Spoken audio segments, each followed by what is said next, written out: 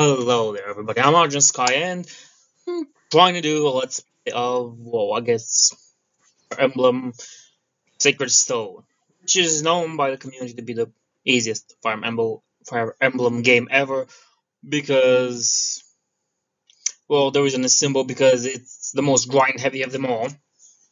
Now, you will get the exposition right here, the screen that you're seeing right now, and I'll be talking and blammering about why I like this Fire Emblem and why it's possibly my favorite Fire Emblem to date. Well, it's kind of my favorite because it was the first one I ever played, and that kind of says a lot about most games. But for most people, their favorite Pokemon game is Pokemon Fire Red, or Pokemon Red, or Blue, whatever likes you may want it to be. But yeah, this is the first Fire Emblem game I ever played, and I enjoy it to such an amazing degree that you have no idea how much I loved it. I know it's grind heavy, and that's what I'm going to be basing most of this Let's Play on. I'm going to be basing it on the kind of grind heavy parts that you will see. You won't see the grind parts because I'll not record those ones. Why? Because it'll be kind of boring to see me fight zombies and whatever. Also, it's Fire Emblem game where opponent isn't really, or enemy of the game isn't random ruler that's possessed or something. And in fact, you can fight monsters. How the hell doesn't anybody know that by now? It beats me. What I liked about this game is the fact that kind of it's not only nostalgia, but it's also the fact that it's an easy game, and I like easy games even on normal or hard because I know that this game on the hard difficulty isn't really much. How you saw the countries and powerhouses of this continent. Now you're seeing the Republic, which is gonna be a place that we visit at some point, and I don't like going to that place. I hate those missions. My bone. And you know how the saying goes: everything was good until the Fire Nation attacked, or Fire Nation invaded. Ever the Fire Nation attacking them. Now here the Grado Empire is the one that's gonna be attacking us. Well, not really attacking, but they are the ones that put in motion the whole story of the game. Why am I explaining the story? I don't know. No, it's gonna be a fun game. Also, I'm gonna be doing them by chapters. This thing right now that you'll be seeing isn't really gonna be a short one. It isn't gonna really gonna be a very big video and big explanation and stuff. It's gonna be an amazing one. You might be wondering why I'm kind of skipping through. I'm not really skipping. I'm just fast forwarding them a little bit. Text and the story. Honestly, I played it so many times before that I just don't want to do it again. I don't want to hear the story again, even though I enjoy the story in most of its parts. Still, I think that the best Fire Emblem game that has a story is basically 7. Yeah, that's something new, right?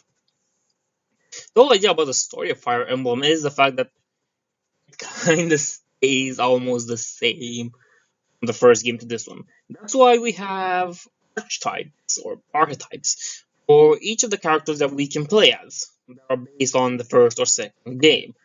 Sometimes the third one, if I remember my Fire Emblem knowledge correctly, but it is something that kind of rarely happened or never happened. In any case, the story is pretty good.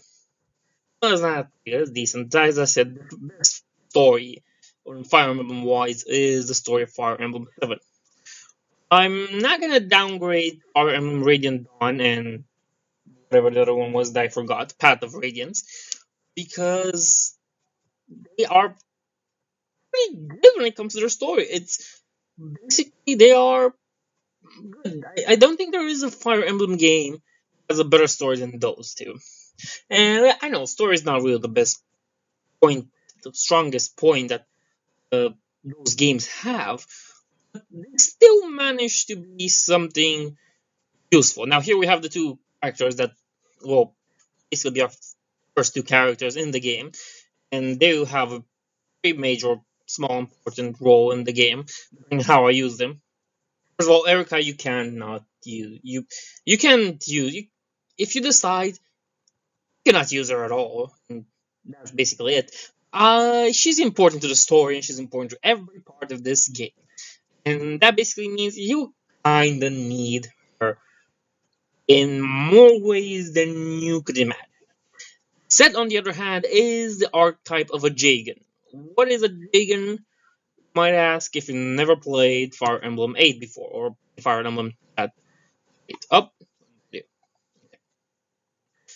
might be hard to edit at the end.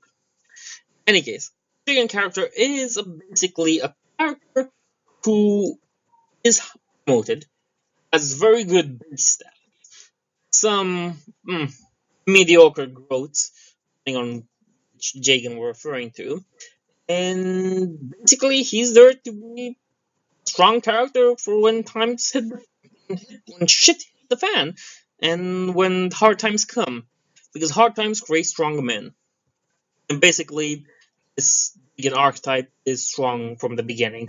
He doesn't need to be created strong. He is strong. But that's what it is. Now, to refer to this, I think I have a favorite character in this game, and you'll see him. Yeah, you'll see him soon. Also, Franz is another playable character that we'll have, not this mission, the next one, and that's gonna be. I say I like Franz as a character. He is. He's kind of an okay character. Story wise, he makes sense and all that. I also like him as a character for using him in battles because, honestly, really, I had a bad view of this guy. In my first playthrough of this game, I didn't use him.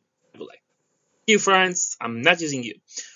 But on my second playthrough, I realized something interesting. In fact, he is a good character, and here's my favorite character of this whole game, Walter. He just happens to be a mad Wyvern Knight, or Wyvern Lord, if I remember correctly. Sometimes since I last played the game, but that's his main. And he's mad. Yes, he's a Wyvern Lord. Now, as I said, it has been a long time since I played this game. And some points I might have got them, and some I might have not. I kind of remember most of the map layouts and everything there is in it, but it'll be interesting to see them again. If you saw, or if you know the game, the story, and you just came here to watch some random guy play it, and you're wondering, will he do both Ephraim's and Eirika's parts? Yes, I will be doing both of those because it's fun to do both of them, honestly. And yeah, they kind of fill up a story. There is, from my point of view, there isn't a direct route. Which one is the canon one? Because I consider both canon. The fact is that whichever one you choose to play, you have all the characters you recruit at that point. Now, here we have a little conversation between Seth and Eirika, who just happens to be pretty nicely here, doing his own knight thingy, which I don't really understand why he's considered a knight, because the promotion to Cavalier is a paladin, and guess what class that is? Fucking paladin. And well, that's the thing about Seth. Yeah, bonding here, some reasoning, some things humans need to survive and stuff. The king fell and his brother is dead, as you saw from the intro. If you managed to see it, thanks to my skipping. And this is kind of a long video. I expect that most of these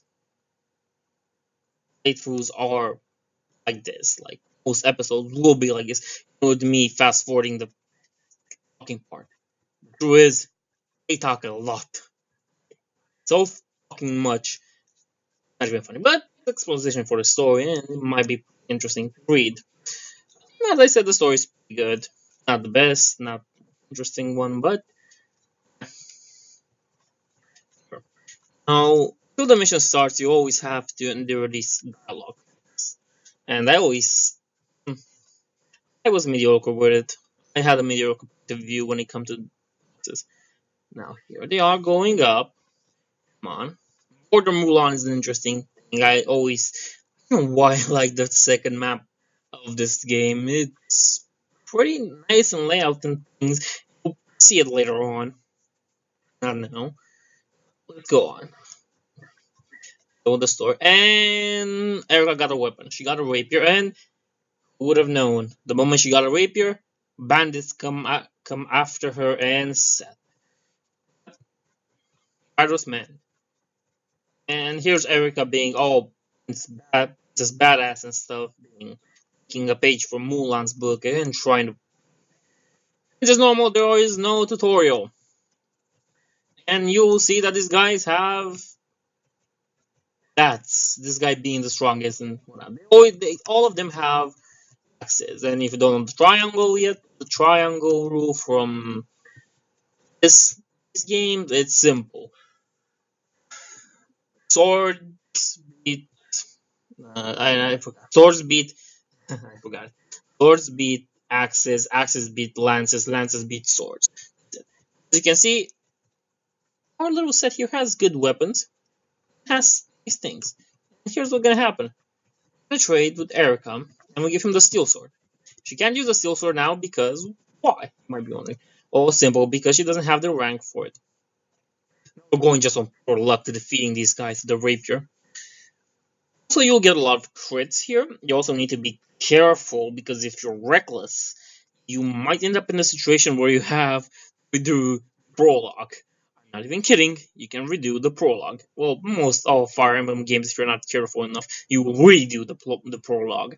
But all things considered aside, that this isn't really the hardest Fire Emblem game ever. And as you can see right now, the fact is, sorry, I'm messing words up. As you can see right now, it's pretty easy to end this chapter. Now, this guy, I'm not sure if, I don't remember if he moves or not. He might not move. That's why I'm going to be waiting the force and ending my turn. Here's him trying to be all intimidating on us.